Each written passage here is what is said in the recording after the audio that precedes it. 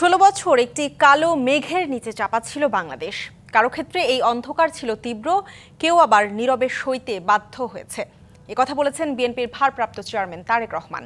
তিনি বলেন, কোনো বাংলাদেশিকেই রাষ্ট্রের ভয়ে বাঁচতে হবে না, সে সরকার সমর্থক হোক বা বিরোধী। মানবাধিকার দিবস উপলক্ষে নিজের ভেরিফাইড ফেসবুক অ্যাকাউন্টে এসব কথা বলেন তারেক রহমান।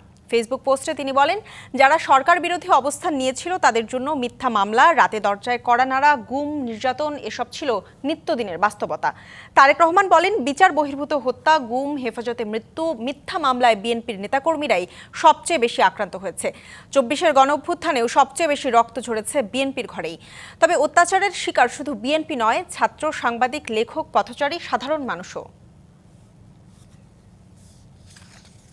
নতুন এবং ফিরে আসা গ্রাহকদের জন্য নগদে চলছে ক্যাশব্যাক সহ প্রতিদিন হাজারো উপহার জেতার সুযোগ। হবে আশা আর ফেরা, সারপ্রাইজ সেরা।